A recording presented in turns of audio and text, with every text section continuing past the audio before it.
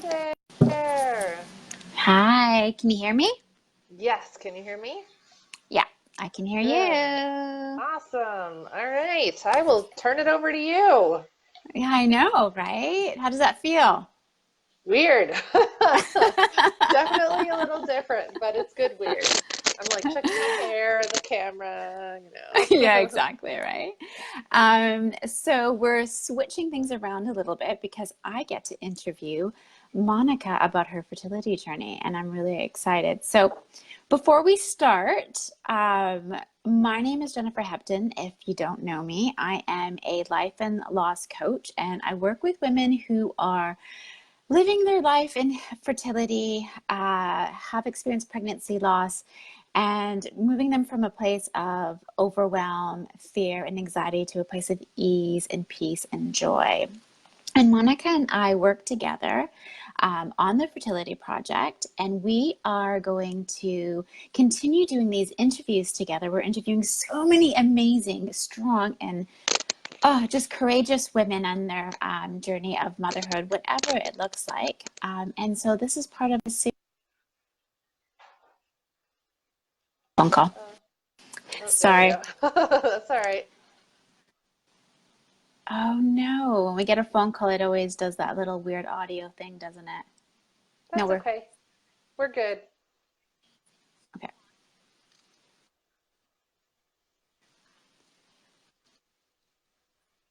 Yay, technology.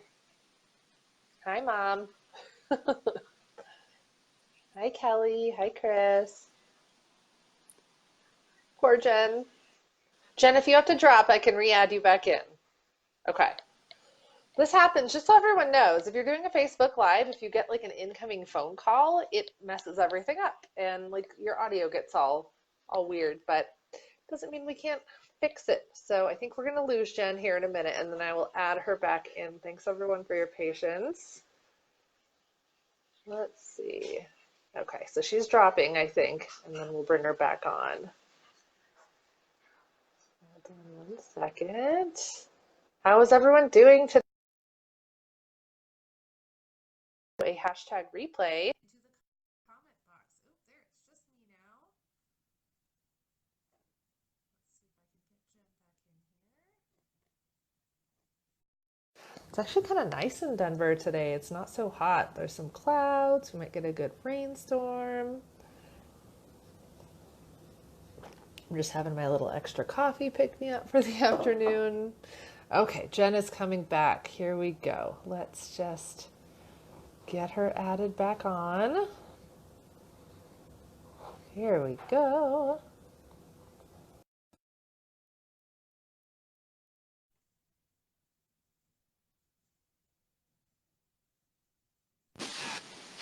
Hey, there you are. It's okay. I shared a little tip with everybody that if someone calls you when you are in a Facebook Live, it's probably gonna mess with your sound. Oh, thank you, Kelly. I got my hair did. Mm, I noticed that. I love that. I love the length. Thank you. Oh no. Is it It's happening again? it's happening again. Oh my goodness. I'm Can you hear trying to me? think. I'm trying to think if I can just bypass this, but I don't think I can. Hmm. Because what it's doing is I can actually hear what you said about 3 minutes ago, and it's like repeating it. Oh, that's weird. Technology. Oh my Technology. goodness. Okay, I'm just add me at one more time. Let's try this one more Okay. time. All right. Third Third time time's a lucky. charm. Yes. Always, always. Beautiful. Kelly, I will ask Jen to try that when she comes back.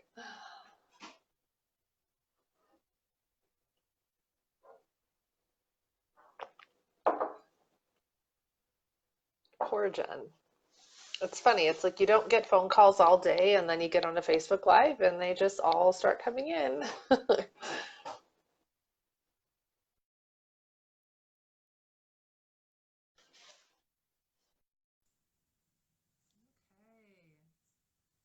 What's everyone got going on today? Drop me a note.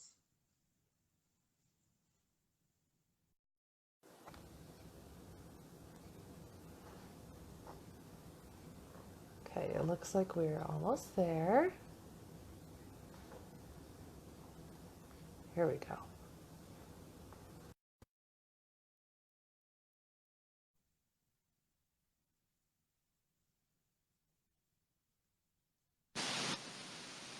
Third time's the charm. Yes, it is. Yay. Okay, All right. sweet. Back to you. Whoa, whoa, whoa, whoa. So, where were we? Let's just start over. How about that? Let's do that. Let's do All that. right. Let's do that. I know we did a bit of an introduction, but I forgot where I was at that point. So welcome everyone. Welcome to our series of live interviews with some pretty amazing, phenomenal women. We are doing these interviews because we have this amazing project that we're working on. It's called Our Fertility Project, where we have coaches and community, and we have a group coaching program that's launching soon. Actually, it's already launched, actually. And we're promoting it as well. And we are very different from, I believe, we're very different from other fertility communities, is because we're all encompassing. We encompass it all. Like, we include everything. We include, if you're just starting to talk about trying to conceive, if you're playing around and flirting with the idea of being a mother, we talk about infertility, we talk about pregnancy loss, we talk about stillbirth, we talk about adoption, we talk about surrogacy, we talk about deciding not to become a mom after, treatments. And this is where this interview is going to kind of shine more light on, because I know for a fact that I'm really, really, really interested in Monika, well, everyone's journey, but Monika, and especially because I'm really curious about the elective sterilization that you had done as well. So without further ado, welcome everyone. My name is Jennifer Hepton. I am a fertility coach, and I will be interviewing Monika, and I will let her introduce herself. But first, if you know anyone that would like to watch this, if you know anyone that would benefit from this, please ask them to be part of the watch party. Please tag them in this. If you have any comments, I'll be checking the comments throughout this interview. So please feel free to ask anything, to comment on anything. So share and comment. Okay, I did enough talking already. No, that was Monika, perfect. Monika, thank you so much for being here. I'm so honored to hold space with you here. Can you introduce yourself to everybody? Obviously, some people know you, but Yeah, so I'm Monika Hutchinson. As many of you know, I am a real talk and public speaking coach and fellow fertility warrior. And my focus is mainly on helping people find their voice so they can speak up on whatever it is in their life that they want to in a way that feels good for them and also gets the results that they want, whether that's in their business or in speaking up for yourself within your fertility treatments or your relationships.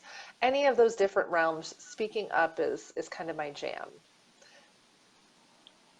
and so important, because as you know, it's hard to share your fertility journey, and sometimes most of us like to stay quiet, and once we start sharing, then all of a sudden people start sharing as well, and then we don't feel so alone. Yeah. So really important work that you're doing, so thank you so much. Thank you. Okay, so the 1 minute version.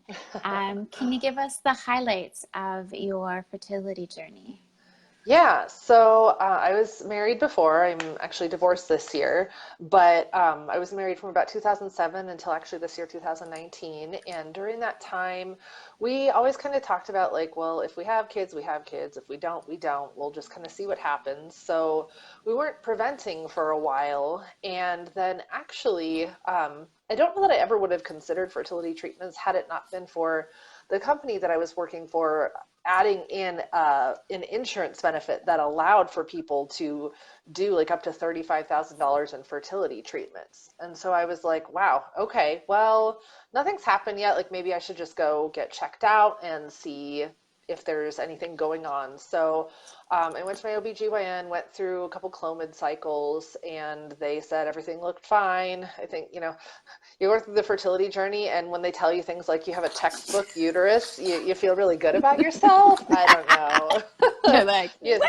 Positivity. That's right. So, Yeah. uh-oh. And there goes Oops. my phone. I got too excited there. Um, Well, of so, course. right.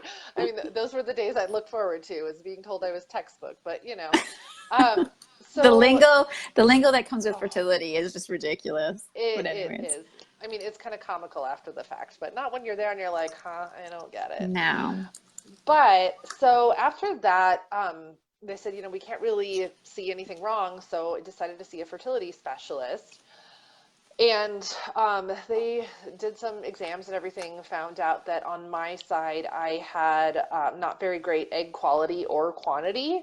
And so I always thought actually that, like, I was like, oh, I'll do anything up to IUI, which is the interuterine insemination. And okay, I'm going to say it really crudely. I consider it the turkey baster. Yeah. It's, where they put the stuff up in you and then let it go where it needs to go. But for me, that wasn't going to be an option, which I didn't understand until I went through this journey, that they can put them in there, but if they're not going to go anywhere, it's not going to do anything. So for me, they said that IVF with what's called ICSI, and his intercytoplasmic something, but I don't remember all the words right now, basically means that they actually put the sperm into the egg within the little petri dish. Anyone keep me honest if I'm not representing that right, but it's kind of like the most technical way of doing IVF. So essentially, I did my first egg retrieval, I want to say in like October of 2015, and we ended up with only one fresh embryo. Decided not to do any of the testing or anything and just, take our chances with it. It did take and made it to, I believe it was 7 weeks of pregnancy, went in for the ultrasound, and they didn't see a heartbeat. So there was nothing there, which resulted in a miscarriage. Um, Went through, and because like I had low egg reserve and they weren't able to get a lot of eggs or embryos or anything, then it meant that I ended up going through 3 separate egg retrievals. So it wasn't like I had anything on ice to just keep trying. I had to go through the full process 3 different times. And the second time we ended up with just one again. So we did another fresh transfer. That one took also, this is where I learned that you can be a little pregnant. Your numbers can register, but be really, really low. And then the second call I got back was that the numbers weren't doubling appropriately. So that one also ended in miscarriage. And then our third and final one, we ended up getting 2 embryos and made the really terrifying decision to transfer both of them, which neither of us wanted multiples, so we were like, imagining octo baby happening, everything dividing and it just going crazy. But that one didn't take it all. So after all of that, um, started thinking about it, and we talked through options like egg donors or embryo donors or using a gestational carrier, adoption, all of that. And they're all amazing options, and I'm so glad that they're there. For me, I was exhausted and physically, mentally, everything. I didn't want to do it anymore. And so I said, you know what, we're done. And my husband at the time was very supportive of that.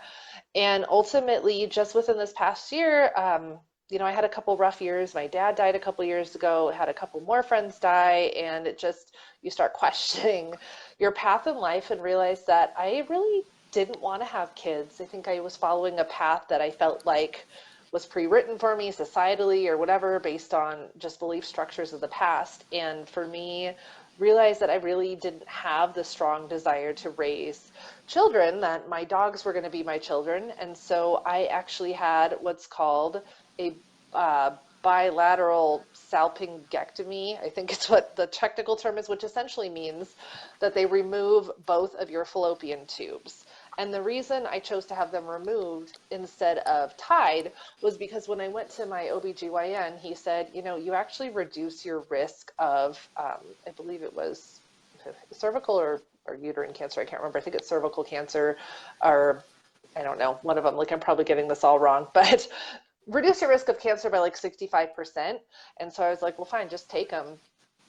And I know a lot of people are like, well, what if you change your mind later? I don't feel like I'm going to change my mind. However, the bottom line is I would have to do IVF anyway, and they can still do IVF even without my tubes there. So if I really, really changed my mind, they could still go in and do the same thing I did before. So for me, it was just a better option to not have to worry about that anymore. So that's my story. Thank you for sharing. Thank you for sharing.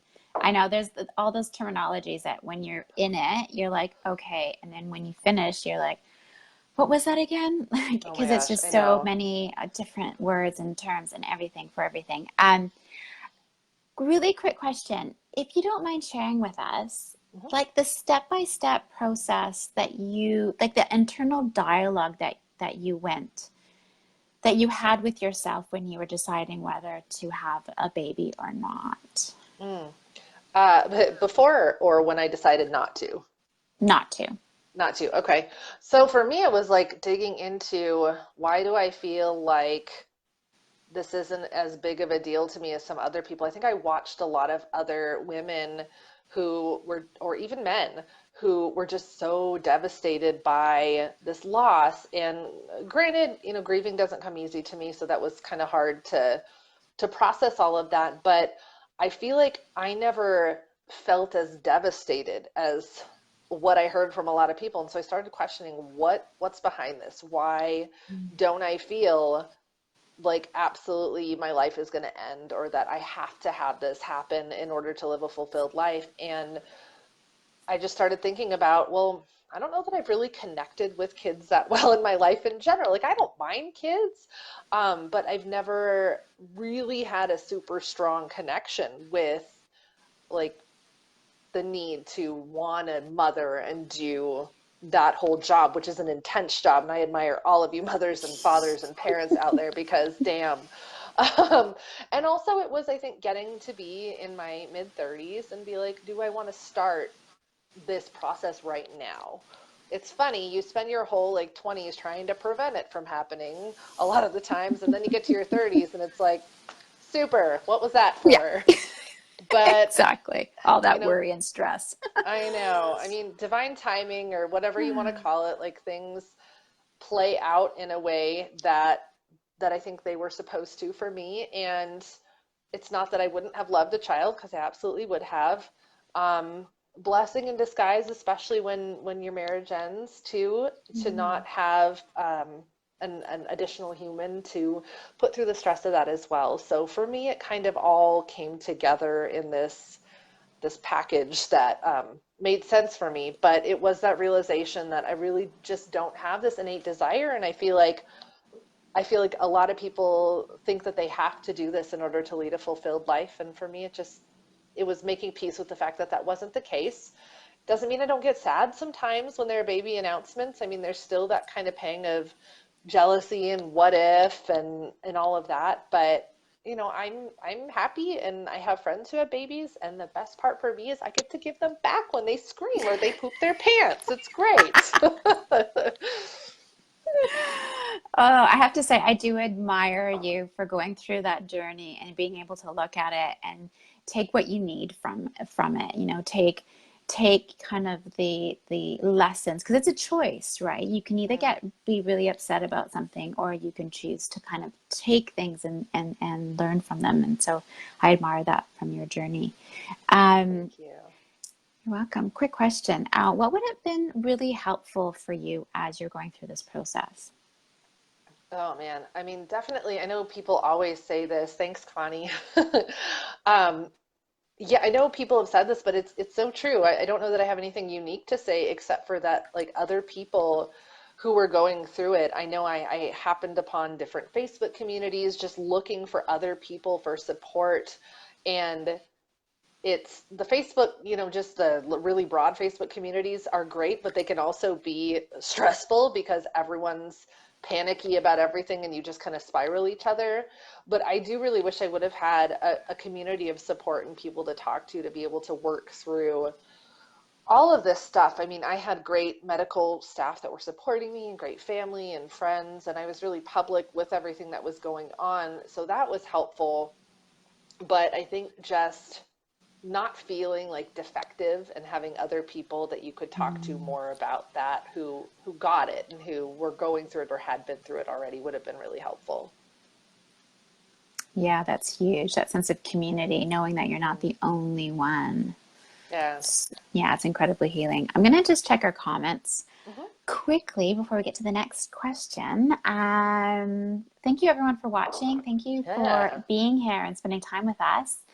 Thanks, Kelly. I read your comment. If you're still watching, I definitely will do that next time. It seems like I only get phone calls when I'm on live. Great. Okay. If there's any questions, please feel free to put them on the comments and I'll come back to them later. But thank you. Yeah, your hair does look amazing. Thank you. Okay, so next question. If you could tell yourself something before all of this, before all of it happened, what would it be?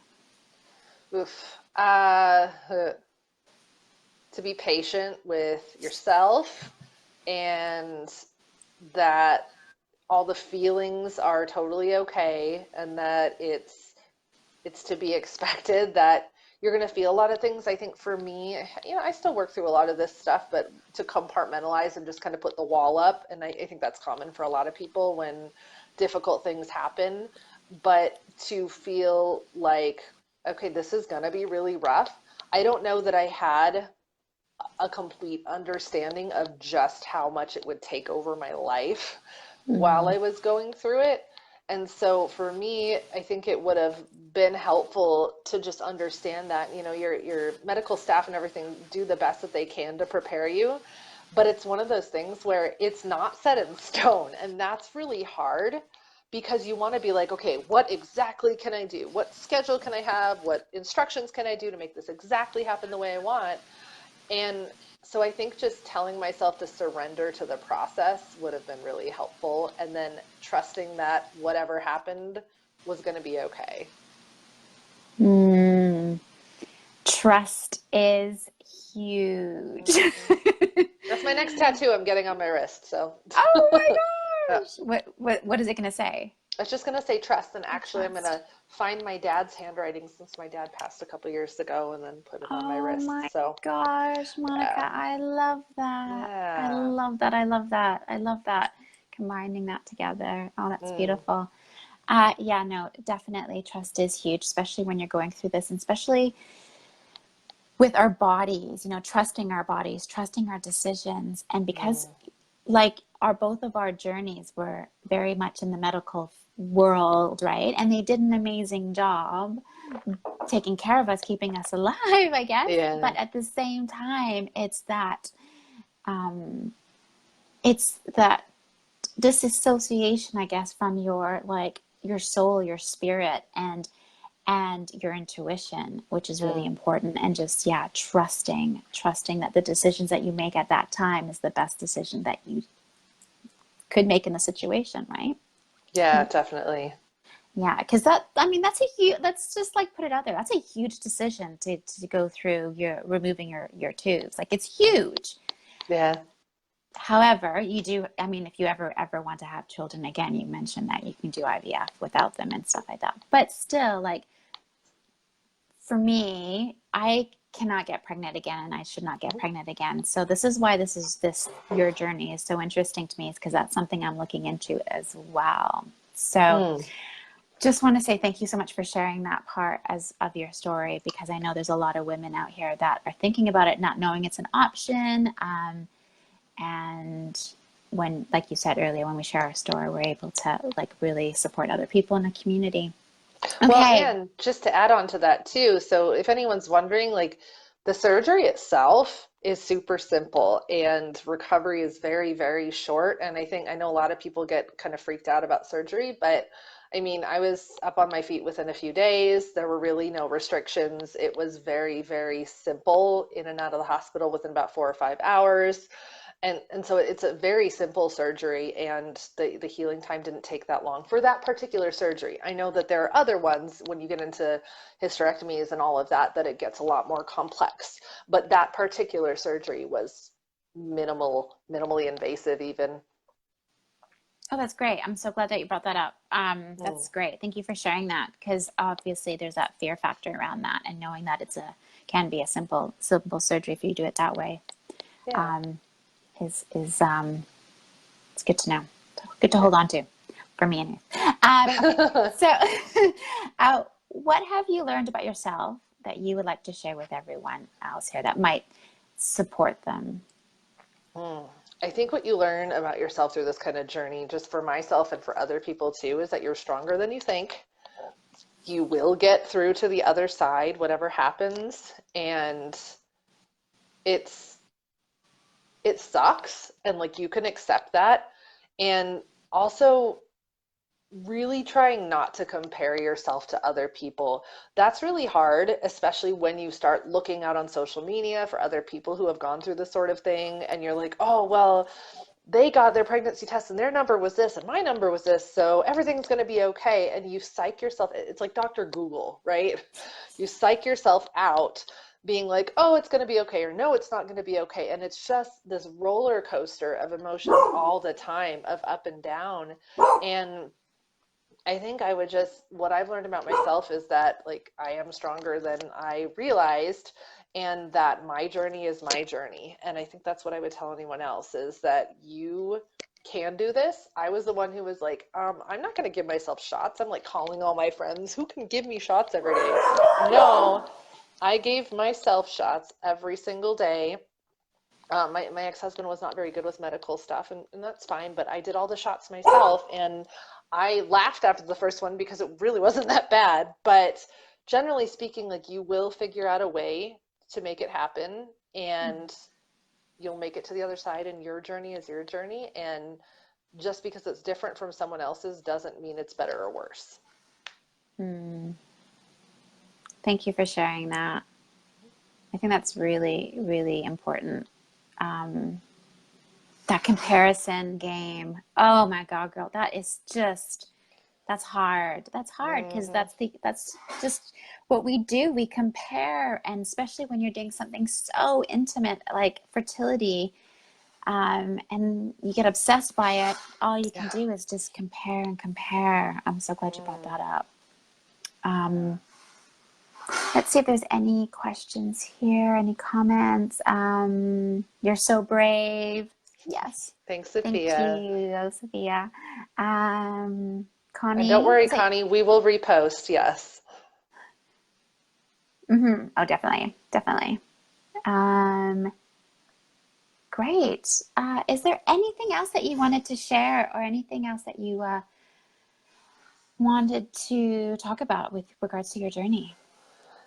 No, I think just one of the things that I learned also was what we've talked about, which is just being able to speak up about it to your level of comfort. And it doesn't have to mean you blast on Facebook. I mean, if you want to, that's awesome. But finding ways to ask for what you need, and whether that is even talking to your medical professionals the way that you need to get the information you want, or to make sure that you say what you need with your partner or with your friends and your family, is so important. And I think that's some of the value of the work that we're doing here with our fertility project, is we just want you to feel like you can speak up for what you need. And if you want to share more publicly, I mean, that's my jam too, right? But I think telling people, or feeling like you can share this, and destigmatizing infertility is huge, because it doesn't need to be this huge source of shame. We're not broken.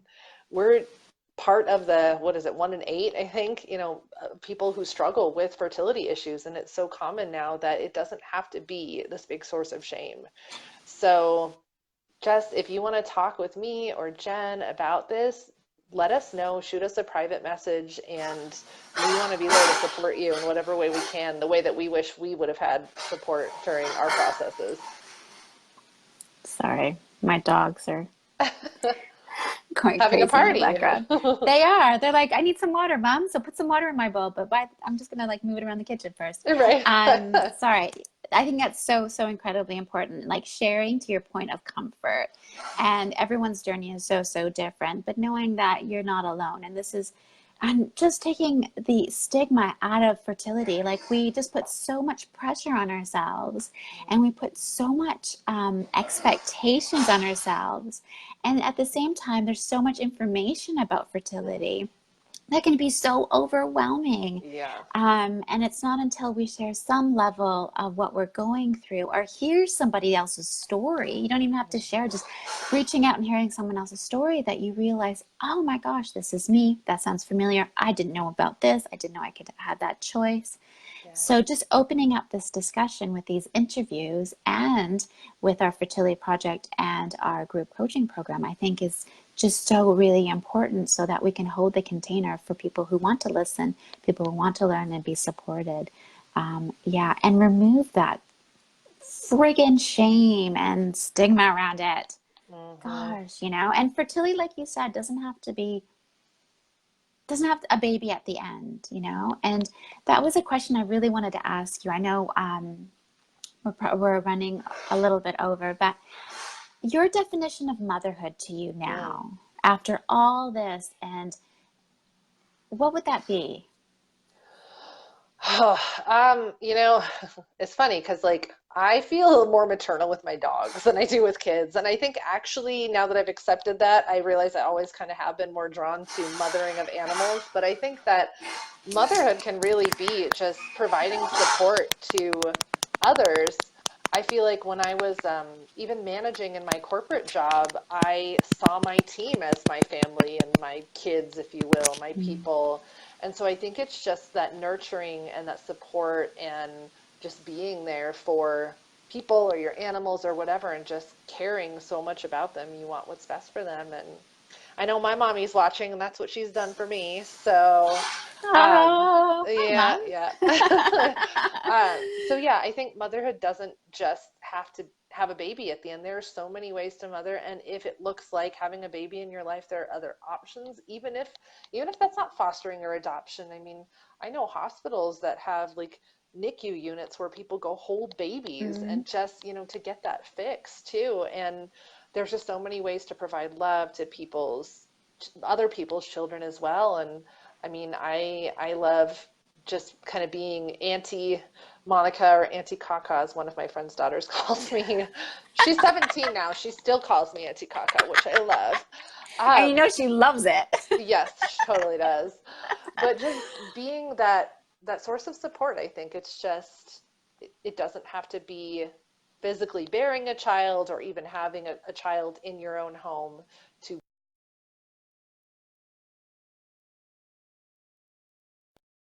there we go. I lost my signal for a minute. There Oh, we go. We're good. there you go. You're back. You're back. Okay. Okay. Sweet. Yes. Thank you. Thank you for answering that question. Thank you for sharing those thoughts, because you're right. It's, I think with motherhood, we have this picture, this visualization, but really it comes down to the nurturing, that feeling, that deep, deep feeling of nurturing. And that can look like anything, really.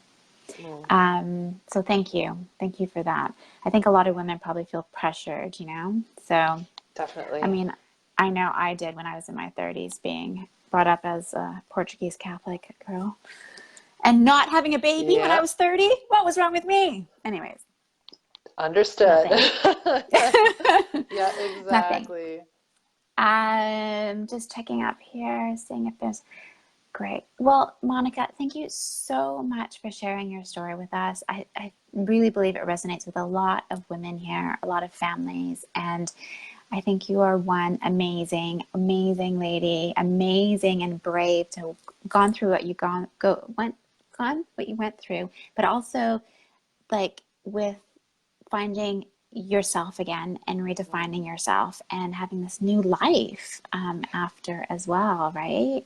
yeah. So that's huge. That's huge. There's definitely light in at the end of the tunnel, and it may not it may not be what you think it is, but it's Mm. definitely there. So thank you.